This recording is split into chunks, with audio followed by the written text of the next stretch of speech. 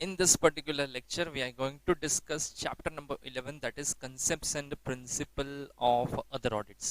ठीक है. So chapter बहुत ज़्यादा लेंदी है, but exam point of view से भी थोड़ा बहुत इम्पोर्टेंट तो है ही. तो चलो स्टार्ट करते हैं हम लोग चैप्टर. सबसे पहले हम लोग देखते हैं इंट्रोडक्शन टू वेरियस ऑडिट. अभी आपने देखा है कि काफ़ी सारे टाइप के ऑडिट्स किए जाते हैं. अकाउंट्स का ऑडिट होता है, साइबर ऑडिट होता है, देन सेक्रेटरी ऑडिट होता है. ठीक है, डिफरेंट डिफरेंट बिजनेस कैटेगरी में डिफरेंट डिफरेंट टाइप के ऑडिट्स का इंपॉर्टेंस अलग ही है. ठीक है, एनवायरमेंटल ऑडिट भी होता है. तो वैसे ही वेरियस जो ऑडिट्स है, तो उसमें सबसे पहले इंट्रोडक्शन में लिखा है audit and is independent and systematic examination of statutory records, books of accounts, documents and vouchers of an organisation. देखो, ऑडिट जब भी मैं बोलता हूँ ना, तो दिमाग में एक चीज आनी चाहिए हमेशा कि भाई ऑडिट मतलब एक इंडिपेंडेंट पर्सन से करवाना है. बराबर. वो एक इंडिपेंडेंट पर्सन आएगा, वो सारी चीजों को चेक करेगा, records, registers, books and everything. ठीक है, तुम्हारे एप्लीकेबल लॉस कौन से है, वो सारी चीजों को चेक करेगा, और फिर फाइनली अकॉर्डिंगली वो एक अपना रिपोर्ट बनाएगा, जिसके बेस में मतलब उसमें लिखा जाता है कि जो भी प्रोसेस अब तक की गई है, जो भी चीजें अब तक हुई है, वो परफेक्ट है कि नहीं है, एज पर लॉ बराबर है कि नहीं है. ठीक है. सो दिस इज परफॉर्म और conducted to ascertain how far the financial statement as well as the non-financial disclosures presented a true and fair view of the concern as to. Obviously, आप जब ऑडिट करवाते हो तो audit का purpose क्या है कि जो कंपनी की चीजें हैं उसको प्रॉपर तरीके से बताया जाए बाय एन इंडिपेंडेंट पर्सन. बराबर. ताकि पब्लिक को पता चले कि भाई कितना ट्रू फेयर व्यू है, क्या हुआ है क्या नहीं हुआ है. बराबर. एक बंदा जो पब्लिक में खड़ा है उसको पता तो चलना चाहिए ना भाई कंपनी क्या कर रहा है. बराबर. तो उसके लिए कौन बताएगा उसको ये सारी चीजें? कंपनी तो अपने कांड बताती नहीं है कभी. तो ये इंडिपेंडेंट पर्सन जो होगा, जो ऑडिट करेगा, उसके थ्रू वो सारी चीजें बताएगा. बराबर. So audit provides and significant assurance to the management and other stakeholders on the affairs of the company. देखो, यहाँ पे ऑडिट होने से फायदा क्या है, तो दोनों लोगों को दो पर्सपेक्ट से आपको फायदे देखने. एक from the perspective view of company also, और एक शेयर होल्डर्स या स्टेक होल्डर बोल दो उनको. कंपनी को क्या फायदा है कि कंपनी को ये पता चलेगा कि कहाँ वो लोग लैक कर रहे हैं, कहाँ पे वायलेशन हो रहा है, कौन से एरिया में वीक है. वो ऑडिटर बताएगा ना रिपोर्ट में, तो उनके ऊपर वो लोग ज्यादा ध्यान देंगे. और स्टेक होल्डर को भी पता चलेगा कि कंपनी इतना बोल रहा है, इतना सब कर रहा है, तो सच में वो है नहीं है, क्या स्टेटस है, वो उससे पता चल गया. तो दोनों का ही कहीं ना कहीं फायदा होता है. किससे? ऑडिट से. Auditor, while conducting audit, obtains evidence and formulates an opinion on the basis of his judgment, which is communicated through their audit report. बराबर. तो यहाँ पे जैसे देखो, सेकंड पैराग्राफ में काफी सारे ऑडिट्स लिखे हैं. Labour law audit, cyber audit, environmental audit, system audit, forensic, takeover, insider trading, दुनिया भर के ऑडिट्स है. तो वो सारे हमको देखने हैं वन बाय वन. चलो, तो स्टार्ट करते हैं हम लोग. सबसे पहले देखेंगे कॉर्पोरेट गवर्नेंस ऑडिट. बराबर. सो कॉर्पोरेट गवर्नेंस ऑडिट बेसिकली होता क्या है? सो कॉर्पोरेट गवर्नेंस ऑडिट का मतलब, देखो, is a strategic activity that ensures that all the necessary processes for the directing and controlling business enterprises are implemented effectively. It's about ethical conduct in business. Corporate governance deals with the conducting the affairs of the company in a such a way that there is a fairness to all the stakeholders and that its action benefits the greatest number of the stakeholders. देखो, corporate governance audit का मतलब क्या होता है कि company ने ethically business किया है कि नहीं किया है, और कंपनी ने सारी चीजें फेयर एंड ट्रांसपेरेंट मैनर से की है कि नहीं की है, इसको चेक करना is known as a corporate governance. Law applicable है, फॉलो किया कि नहीं किया, प्रिंसिपल्स पॉलिसीज है वो फॉलो किया कि नहीं किया, एडिशनल कोई गवर्नमेंट गाइडलाइंस है या कोई स्टैट्यूटरी अथॉरिटी ने कोई गाइडलाइंस दी, उसको फॉलो करके काम किया कि नहीं किया, कंपनी ने अपने एमओए के एओए के हिसाब से काम किया कि नहीं किया, जो भी एक्टिविटी की है वो एथिकल मैनर से की है कि नहीं की है. ये सब चीजों को चेक किया जाता है. कहाँ पे? कॉर्पोरेट गवर्नेंस ऑडिट में. ठीक है. चलो, तो फर्स्ट पैराग्राफ में आपको मार्किंग भी बताते जाता हूँ एज यूजुअल. तो फर्स्ट पैराग्राफ यहाँ पे मार्क करो, देन आ जाओ सीधा यहाँ पे need for corporate governance audit. क्या जरूरत है कॉर्पोरेट गवर्नेंस ऑडिट का? So audit serves as a monitoring device and it's essential in a corporate governance also. The auditors view management as the primary driver of the corporate governance and to ensure commitment of the board in managing the company in a transparent manner. क्या लिखा है? Management as the primary driver of the corporate governance. पूरा corporate governance जो मैंने बोला ना कि law को फॉलो करना है, एथिक्स को फॉलो करना है, स्टैट्यूटरी अथॉरिटी की गाइडलाइंस को फॉलो करना है, ये सब फॉलो कराने की प्राइम रिस्पॉन्सिबिलिटी किसकी है? तो आप बोलोगे प्राइम रिस्पॉन्सिबिलिटी मैनेजमेंट की है. That's correct. बराबर. तो उनको सबसे पहले चीजें देखनी है. मतलब मैं अगर डायरेक्टर की पोजीशन पे बैठा हूं, मुझे ये देखना है मेरी कंपनी अच्छे से लॉ फॉलो कर रहा है कि नहीं कर रहा है.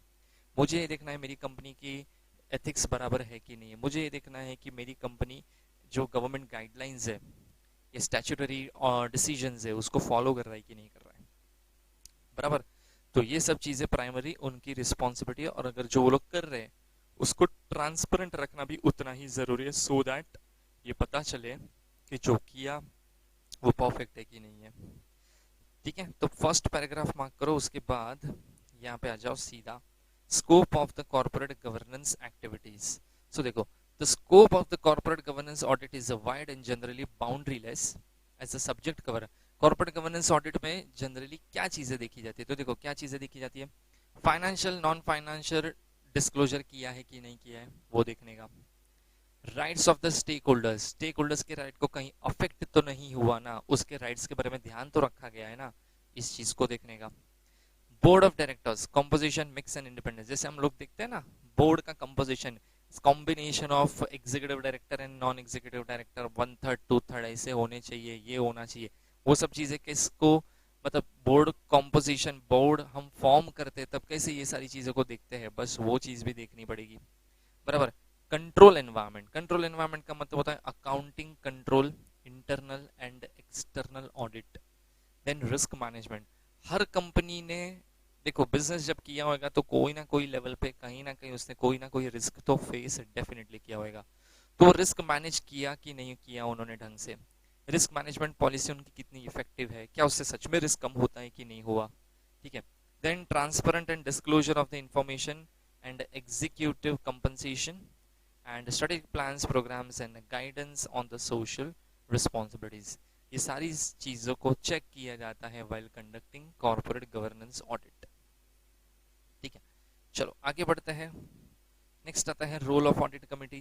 देखो ये कंसेप्ट यहाँ पे मत पढ़ो because we already discuss audit committee in other concepts also, तो यहाँ पे आपको इन डिटेल जाने की जरूरत नहीं है. हाँ, ये चीज थोड़ा एक बेसिक में बता देता हूँ आपको. ऑडिट कमिटी मतलब क्या होता है. हर कंपनी में एक ऑडिट कमिटी फॉर्म किया जाता है. एलओडीआर के हिसाब से कुछ क्राइटेरिया है, उनको कंपलसरी ऑडिट कमिटी फॉर्म करना ही पड़ेगा. ऑडिट कमिटी ऑडिट से रिलेटेड एक्टिविटीज को देखेगा. कौन सा ऑडिटर अपॉइंट करना है, क्या प्रोसेस को अडॉप्ट करना चाहिए. बराबर. अगर अकाउंट्स में कुछ भी क्वेरीज होती है तो ऑडिटर जाके सीधा पहले ऑडिट कमिटी को बोलता है कि भाई तुम्हारे ऑडिट अकाउंट्स में ऐसा ऐसा सब इश्यूज है, तो उसको आंसर भी ऑडिट कमिटी ही करेगा.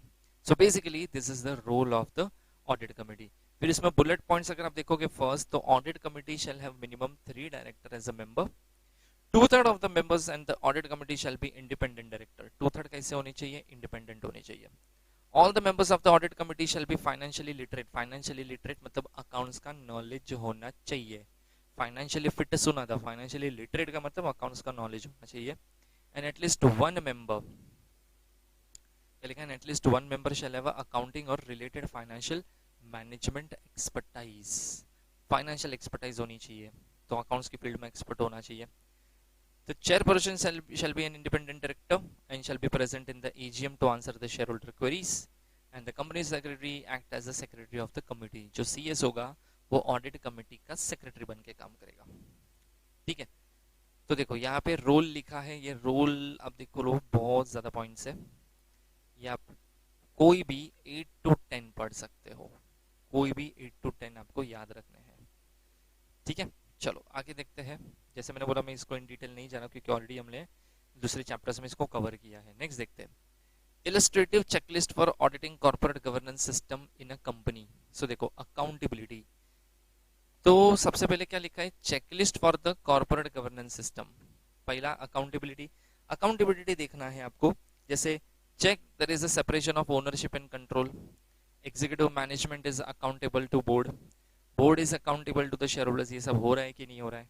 ठीक है, where there is a board audit committee charter policies, independent directors have a powers to play their role effectively, ये सबको आपको प्रॉपर तरीके से देखना है।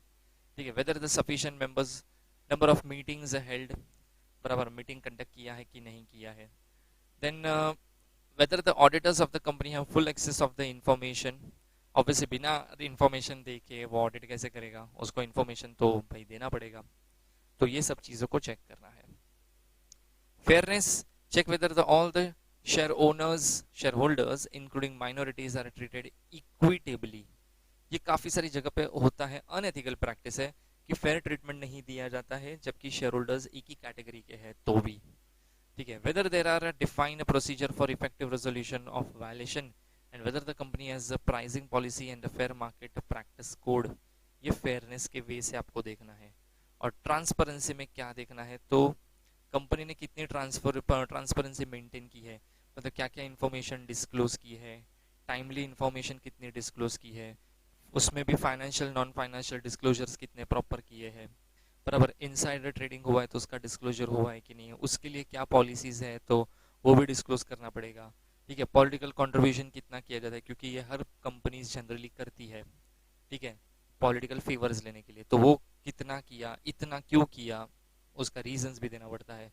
तो वो सब आता है किसके अंदर, वो सब आएगा ट्रांसपेरेंसी में। नेक्स्ट होता है responsibility. So check whether the company has a policy on stakeholders' right, social responsibility and business sustainability requirements. Check whether the board's responsibility includes review and guiding of the corporate strategy, major plans of actions, risk policy, annual budget and business plans, setting performance objectives। देखो यहाँ पे है ना एक responsibility वाला factor, अगर मैं देखूँ तो बोर्ड का काम एक बहुत बड़ा रिस्पॉन्सिबिलिटी वाला काम है। जैसे उनको प्लान्स पॉलिसीज बहुत अच्छा बनाना पड़ेगा, उनको रिस्क पॉलिसीज अच्छा बनाना पड़ेगा, परफॉर्मेंस अप्रेजल बराबर से करना पड़ेगा। ठीक है, प्लान्स एंड पॉलिसीज ढंग से इंप्लीमेंट हो रही है कि नहीं वो भी देखना पड़ेगा, बराबर। कॉर्पोरेट परफॉर्मेंस, कंपनी का परफॉर्मेंस कैसा चल रहा है वो भी उनको देखना पड़ेगा, इन्वेस्टमेंट लाना पड़ेगा, ठीक है, एक्सपेंशन देखना पड़ेगा। बहुत सारी चीजें जिसमें ऐसा आप बोल सकते हो कि बोर्ड के ऊपर सबसे ज्यादा रिस्पॉन्सिबिलिटी वाला काम है। तो उन्होंने अपनी अपनी जो भी रिस्पॉन्सिबिलिटीज है उस एरिया में उन्होंने क्या क्या काम अच्छे अच्छे तरीके से किया है, कहाँ वो लोग लैग कर रहे हैं। ठीक है, नेक्स्ट आता है shareholder interest. So check whether the shareholder should have the right to participate in and sufficiently inform on the decision concern fundamental corporate changes such as, जैसे होता है ना कि एमओए चेंज किया तो meeting बुलाना पड़ेगा, तो उनको प्रॉपर नोटिस सर्व किया कि नहीं किया, उनको वोट करने दिया कि नहीं दिया, ये सब देखना है। एक्स्ट्रा ऑर्डिनरी मीटिंग करने की जरूरत थी तो क्या वो बुलाई कि नहीं बुलाई, बराबर, वो सब चीज़ों को देखना है। Then check whether the capital structure arrangement enables the certain shareholder to obtain a degree of control disproportionate to their equity ownership should be disclosed। Exercise of the ownership, fourth point लिखा है, exercise of the ownership by all the shareholders including institutional investors should be facilitated। Minority shareholders should be protected from abuse of action। ये बहुत होता है, ठीक है, कि जो मेजर ग्रुप्स होता है शेयर होल्डर का वो माइनॉरिटी वालों को फुल ऑन बैंड बजाते देते हैं, तो वो गलत हो रहा है, तो उस चीज को भी स्टॉप करने के लिए क्या इनिशिएटिव लिया, वो सब चीजें यहाँ पे देखनी है आपको। ठीक है, ओके, नेक्स्ट देखते हैं corporate governance due diligence coverage. अभी कॉर्पोरेट गवर्नेंस में ड्यू डिलिजेंस वाला जब पार्ट आता है तो उसमें क्या क्या चीजें कवर की जाती है तो वो देखते हैं। सो सबसे पहले बोर्ड इंडिपेंडेंस एंड गवर्नेंस देखना है। अगेन इसमें भी बोर्ड कंपोजिशन आपको देखना पड़ेगा कि बोर्ड का जो कंपोजिशन है वो executive director non executive director के कॉम्बिनेशन में है क्या, जितनी मिनिमम रिक्वायरमेंट होती है इंडिपेंडेंट डायरेक्टर की वो बराबर मेंटेन की है क्या, वो सब चीजें आपको देखनी है। ठीक है, then senior lead independent director if any offices of the chairperson and CEO are not held by the different person। written policy procedure if any for induction of the independent directors। जब भी कोई नया director आता है तो उसको induction training दिया जाता है, मतलब उसको पहले बेसिक कंसेप्ट्स बताए जाते हैं, कंपनी कैसे ऑपरेशंस कर रहा है, उसको डे वन से तो नॉलेज नहीं होगा ना कंपनी क्या कर रहा है, तो उसको कुछ ट्रेनिंग दी जाएगी, पास्ट चीजें बताई जाएगी, फिर बंदा बोर्ड पे आके काम करेगा, तो उसके लिए क्या कंपनी ने किया वो देखना पड़ेगा। Then disclosure of any annual report on the basis on which the independent directors are nominated on the board। ठीक है, कौन से बेस पे डायरेक्टर को आप सिलेक्ट कर रहे हो नॉन इंडिपेंडेंट डायरेक्टर में, वो भी देखना है। Letter of appointment of non executive director, maximum tenure of the independent director वो कितना है, बराबर। Then separate meeting of independent director जो हमेशा करनी पड़ती है, independent director separate meeting conduct करेंगे जिसमें नॉर्मल डायरेक्टर्स नहीं आते हैं, तो वो किया कि नहीं किया उसका डिटेल्स देखना है। Training of the directors, not only independent, हर डायरेक्टर्स की ट्रेनिंग की रिक्वायरमेंट होती है तो वो देखना है, ठीक है। Then D and O insurance if any provided, then gap between the resignation and appointment of the independent directors, details of the affirmative statements from each of the independent. Obviously उसने कुछ बोला रहेगा ना कि ये कंपनी ने ऐसा किया, वो गलत कर रहा है, ये कंपनी की ये पॉलिसी ठीक नहीं है, तो उनकी क्या इंफॉर्मेशन है उसके ऊपर कंपनी ने कैसे वर्कआउट किया, क्या रिप्लाई किया, वो देखना है। देन मैं बात करूं अगर बोर्ड सिस्टम एंड प्रोसीजर की, तो details of the circulation of agenda, board meeting details, board meeting कितनी की, कब की, कहाँ की, नोटिस कैसे सर्व किया, वो सब, बोर्ड मीटिंग में कौन कौन आया उसका proper records, details of the meeting through video conferencing, कितने डायरेक्टर्स वीडियो कॉन्फ्रेंसिंग के थ्रू पार्टिसिपेट हुए, कौन से एप्लीकेबल लॉज है, ठीक है। Then information certificate to the board on the statutory compliances, communication of board decision to various department. Obviously हर एक कंपनी में डायरेक्टर्स होंगे तो एक एक डायरेक्टर जनरली एक एक डिपार्टमेंट को हैंडल करता है, तो क्या क्या सजेशंस है, क्या क्या ओपिनियंस है रिलेटेड टू देयर डिपार्टमेंट वो देखना है। Details of the written code of the conduct for a director, senior management and other employees. Policy on action taken report. Policy on succession planning at the senior management level. Policy on reviewing the effectiveness of the board and its members. And share dealing by directors and his relatives. Share कितने hold कर रहे हैं directors, relatives के कितने हैं, total percentage क्या हो रहा है, वो सारी चीजें, ठीक है। नेक्स्ट आता है बोर्ड कमिटीज। सो बोर्ड कमिटी की मैं बात करूं तो जैसे name of the board committee, it's terms, reference, composition and meetings, details of the chairperson of the board committees, preparation of the independent directors in the audit committee, ठीक है। जितनी भी कमिटीज हैं जनरली, बराबर, कमिटी में कौन chairperson है, combination बराबर बनाया है कि नहीं बनाया, कमिटी का रोल क्या है, उन्होंने अपने रोल को प्रॉपर प्ले किया कि नहीं किया, क्या ऑब्जेक्शंस उठाए गए थे, क्या डिस्कशंस किए गए थे, वो सारी चीजों को भी यहाँ पे प्रॉपर चेक करना है, ठीक है। It covers each and every committee.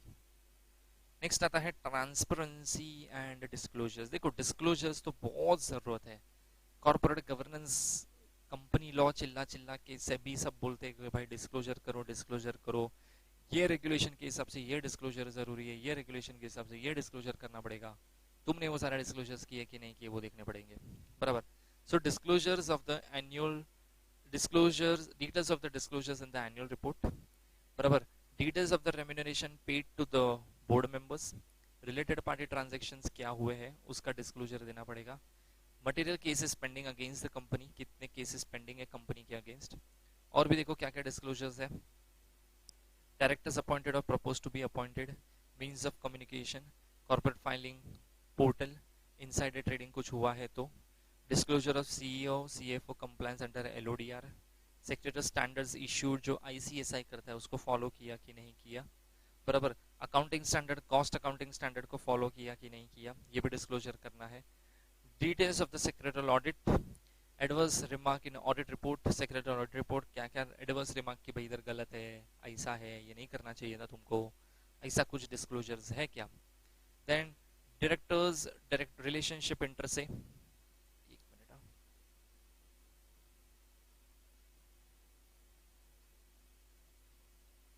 Relationship inter se, बराबर, and details of the corporate disclosure policy.